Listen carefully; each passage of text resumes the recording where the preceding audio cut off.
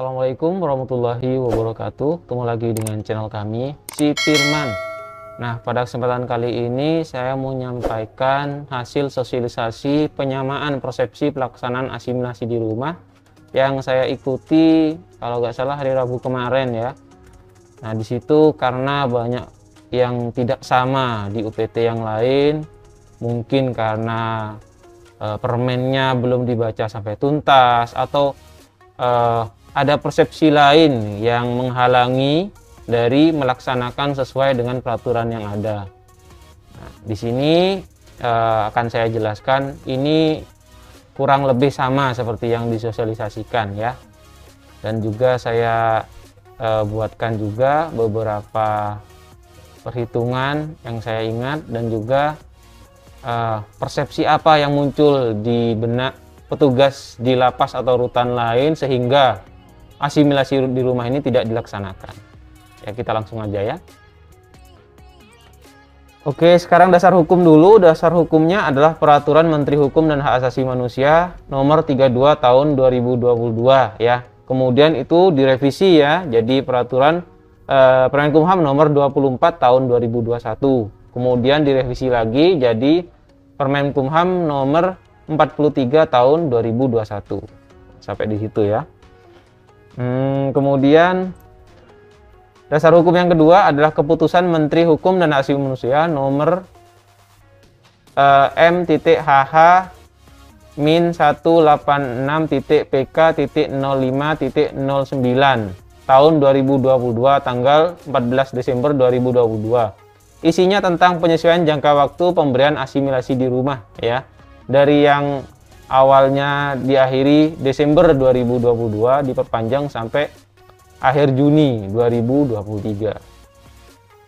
Selanjutnya Keputusan Direktur Jenderal Pemasyarakatan Nomor PAS Min 26.OT.02.02 tahun 2020 tanggal 18 September 2020 tentang petunjuk teknis pemberian asimilasi, cuti mengunjungi keluarga, pembebasan bersyarat, cuti menjelang bebas, cuti bersyarat, dan perhitungan masa menjalani pidana, narapidana, dan anak. Jadi ini 3 dasar hukum untuk pelaksanaan asimilasi di rumah. Nah, di situ tentunya pada Permenkumham Nomor 32 Tahun 2020 sudah dijelaskan bahwa di pasal 4 ya, yang dapat diberikan asimilasi di rumah ini narapidana dan anak. Untuk narapidana itu berkelakuan baik ya. Berkelakuan baik minimal 6 bulan terakhir ya, 6 bulan terakhir. Kemudian aktif mengikuti program pembinaan dengan baik. Kemudian menjalani setengah masa pidana. Ingat ya, setengah.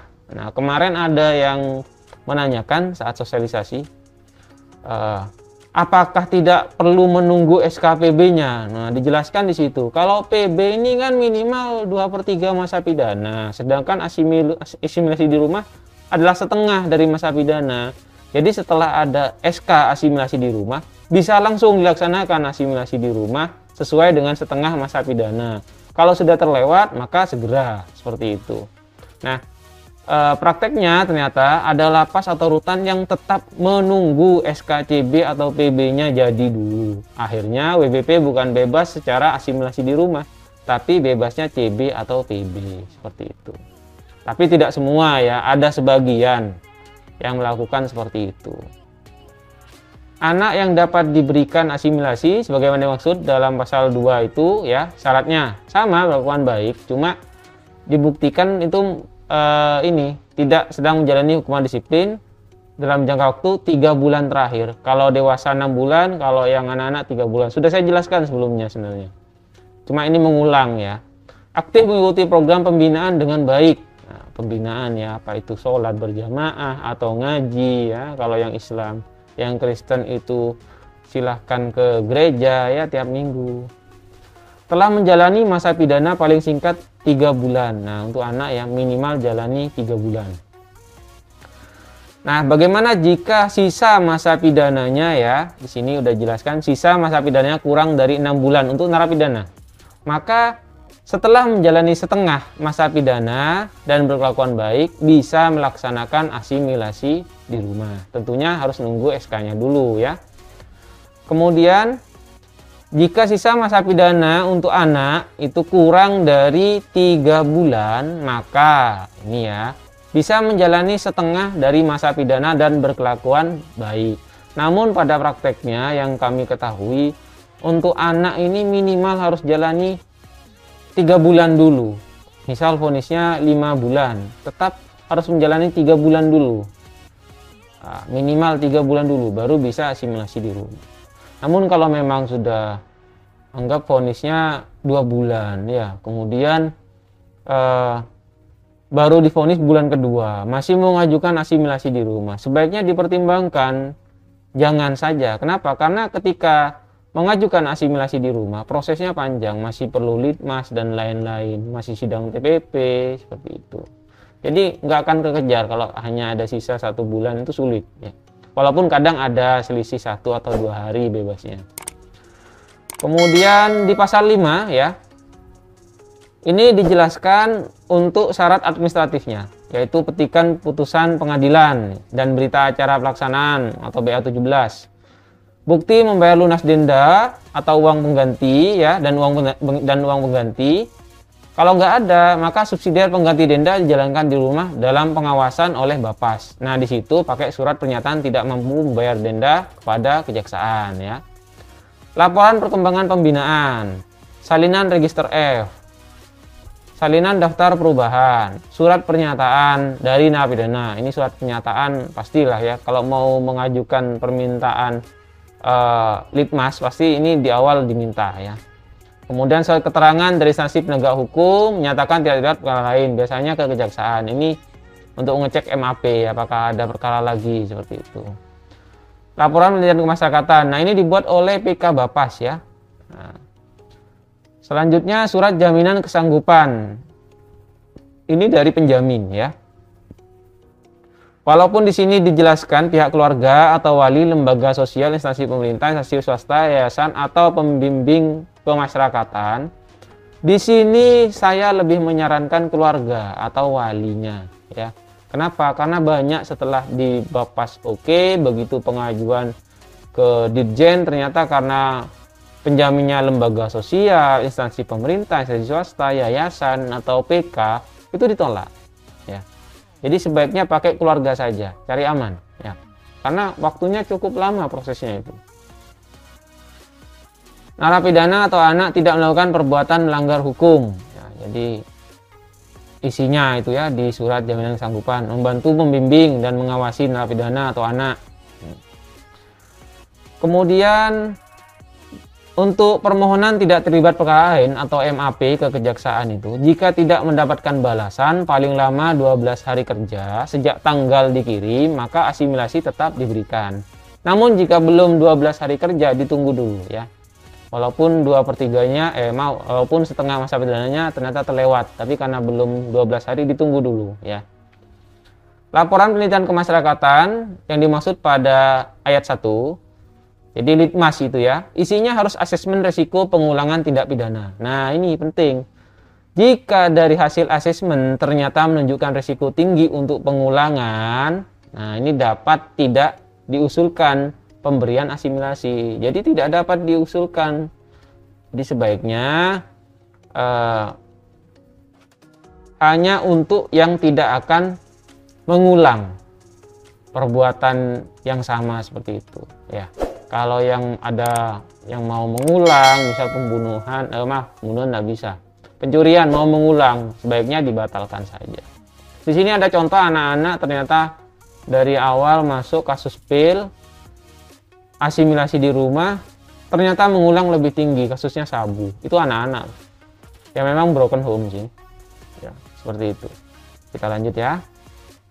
Untuk warga negara asing, nah di sini ya selain persyaratan yang disebutkan sebelumnya, itu ada tambahan yaitu surat jaminan dari kedutaan besar atau konsulat atau pejabat yang ditunjuk.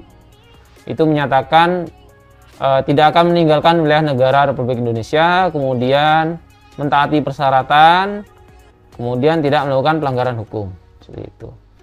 Kemudian membantu mengawasi pelaksanaan asimilasi juga, tidak menerbitkan paspor atau surat perjalanan sampai yang bersangkutan dinyatakan bebas oleh instansi yang berwenang.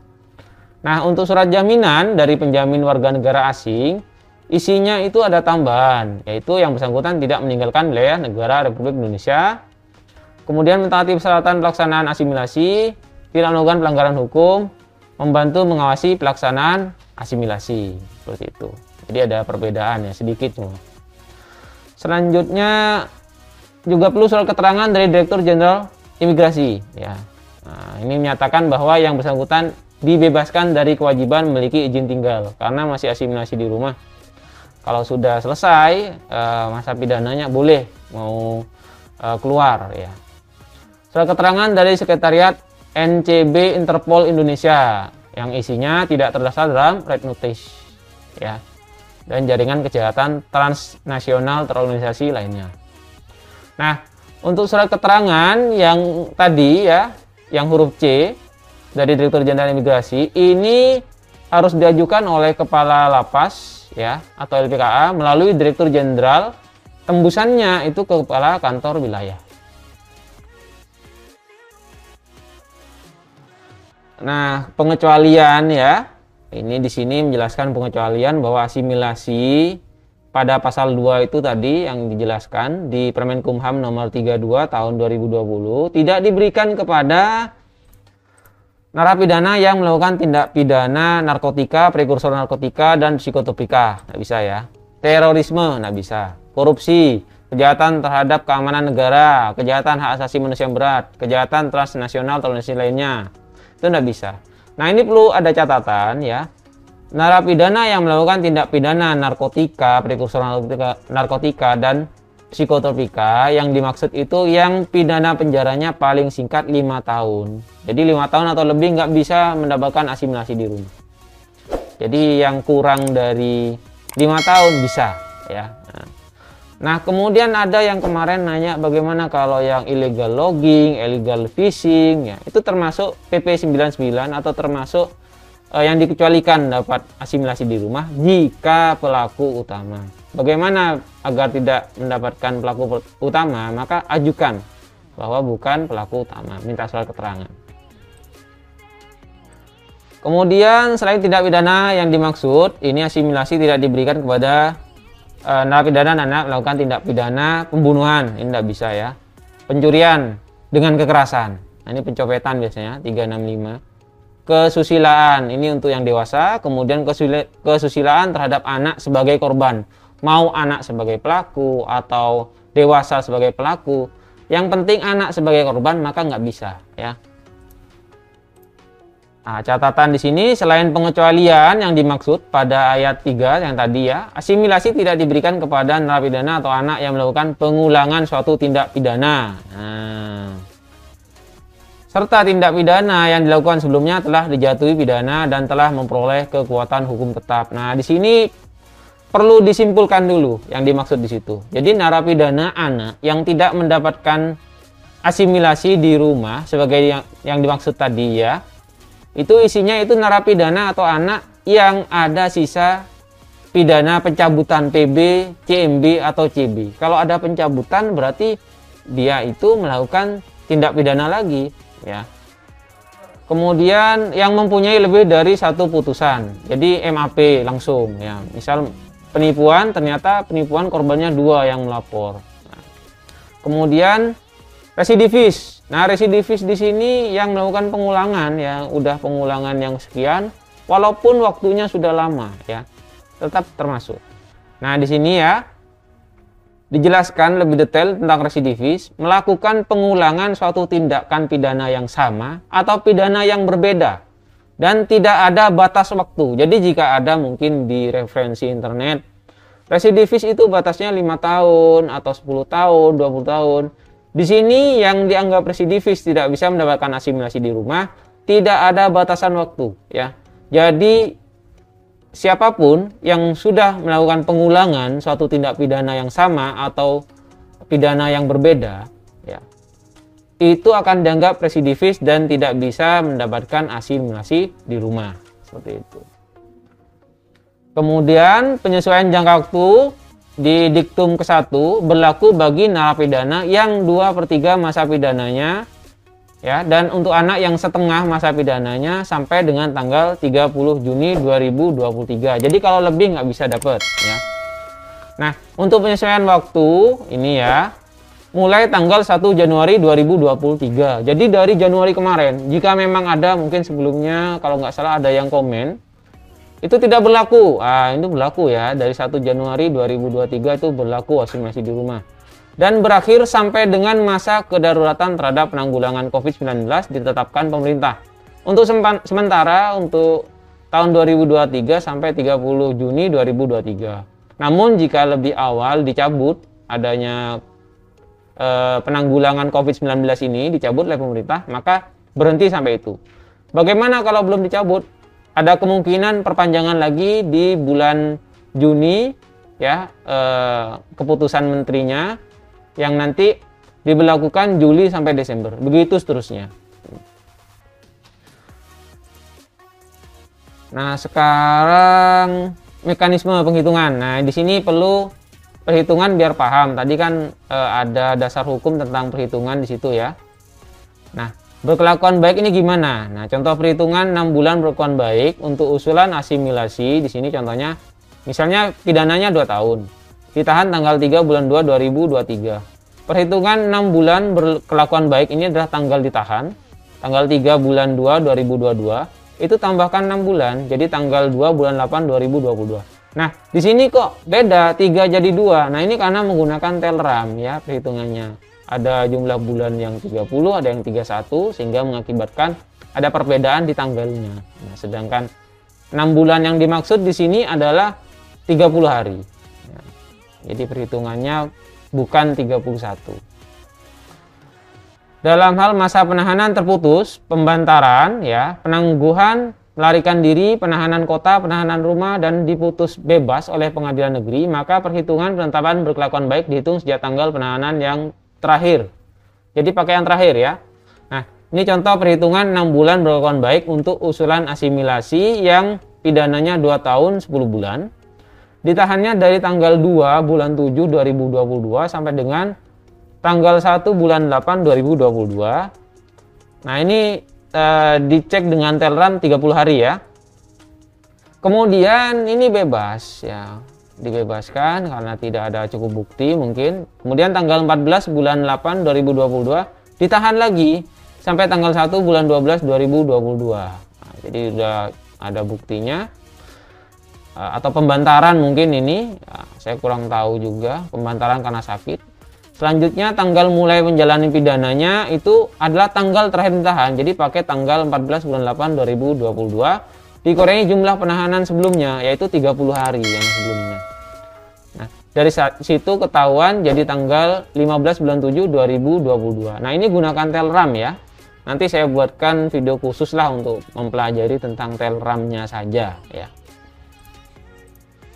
Tanggal bebas awal, tanggal mulai menjalani pidana ditambah masa pidana. Nah, tadi ketemu tanggal 15 bulan 7 2022 tambah 2 tahun 10 bulan.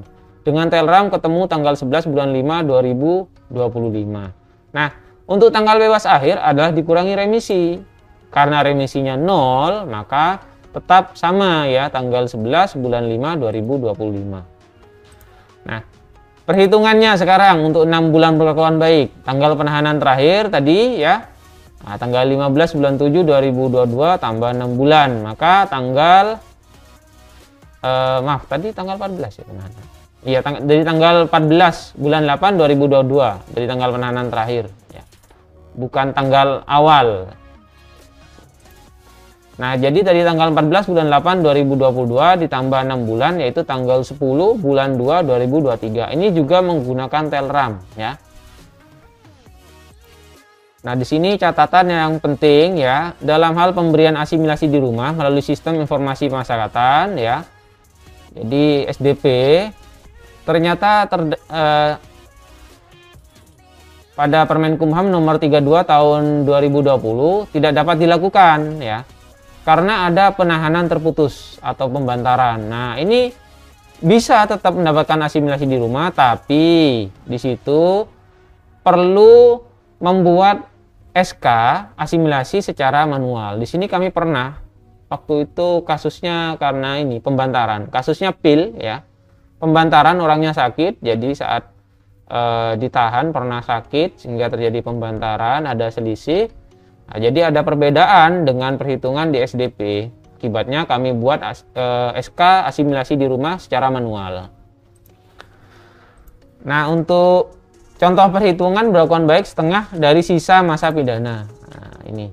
Pidananya 1 tahun ya, ditahan tanggal 20 bulan 12 2021 sampai dengan 25 bulan 6 2022. Jadi ini 6 bulan 7 hari ya ditahannya. Tanggal eksekusinya itu adalah tanggal 10 bulan 2 2023 ya dieksekusinya. Remisinya 0. Maka tanggal mulai menjalani pidana adalah tanggal terakhir ditahan. Nah, ditahannya di sini tanggal 10 bulan 12 ya. Tanggal 10 bulan 2 2023 ya, karena ini ditahan kemudian ada pembantaran masuk lagi ya dieksekusi, maka mulai menjalani pidananya dari tanggal eksekusi karena sudah ada vonisnya itu dikurangi lama penahanan tadi 6 bulan 7 hari ya. Maka ketahuan tanggal mulai menjalani pidana adalah tanggal 6 bulan 8 2022 seperti itu. Nah, untuk tanggal bebas awal yaitu tanggal mulai menjalani pidana ya, jadi ini tanggal 6 bulan 8 2022 itu ditambah lama pidana yaitu tadi 1 tahun. Nah, tambah 1 tahun dari tanggal 6 bulan 8 2022. Jadi tanggal berapa? Tanggal 6 bulan 8 2023 seperti itu. Nah, selanjutnya dihitung setengah masa pidananya. Tanggal mulai menjalani pidana ditambah setengah dari lama pidana. Setengahnya kan 6 bulan ya. Jadi dari tanggal 6 bulan 8 2022 itu ditambah 6 bulan ya. Di Telegram ketemu tanggal 2 bulan 2 2023. Nah, jadi ini bisa jadi dasar untuk bebas asimilasi di rumahnya tanggalnya ini. Nah, untuk tanggal bebas akhir mungkin mau ngedis ya. Jadi tanggal bebas awalnya yaitu tanggal 6 bulan 8 2023 tadi ya. Itu dikurangi remisi, karena remisinya 0 maka dikurangi 0. Jadi tetap tanggal 6 bulan 8 2023. Nah, tadi berkelakuan baik setengah dari sisa masa pidana itu ada tanggal eksekusi ya, dari tanggal putusan itu ditambah setengah yang dikalikan dari tanggal eksekusi sampai dengan tanggal bebas akhir ya. Nah, tanggal eksekusi tadi tanggal 10 bulan 2 2023, sedangkan tanggal eksekusi sampai dengan tanggal bebas ada di tanggal 10 bulan 2 2023 itu sampai dengan tanggal 6 bulan 8 2023. Nah, ini ketemunya ternyata ada 5 bulan 28 hari. Maka setengahnya itu ketemu 2 bulan 29 hari. Nah, dicek di Telegram ini ketemu tanggal 10 bulan 5 2023. Sekarang tanggal pelaksanaannya. Nah, asimilasi di rumah sesuai dengan ini ya. Nah, jadi tanggal 10 bulan 5 2023 sesuai dengan tanggal berkelakuan baik. Jadi dari sisa masa pidananya. Ini karena ada pembantaran ya mungkin, atau karena ada penahanan yang terputus.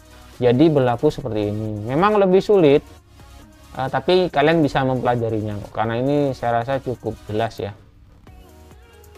Nah, alasan mengapa masih diberlakukan sejalan dengan instruksi Presiden RI pada tanggal 31 Desember 2022 tentang pencabutan status PPKM. Nah, itu disampaikan pada instruksi Menteri Dalam Negeri nomor 50 dan 51 tahun 2021. Nah, pencabutan status PPKM itu tidak serta-merta mencabut status kedaruratan COVID-19 ya. Yang tercantum dalam Kepres nomor 11 tahun 2020 dan Kepres nomor 24 tahun 2021. Nah, karena ini tidak mencabut status kedaruratan COVID, maka walaupun PPKM dicabut, maka program asimilasi di rumah tetap bisa terus dijalankan. Jadi yang kemarin pernah komen ya, ada yang komen, wah ini masih saya mau rundingkan dengan Kasubsi. Ya, dengan Kalapas juga, karena PPKM sudah dicabut. Ini sudah dijelaskan kemarin ya di sosialisasi.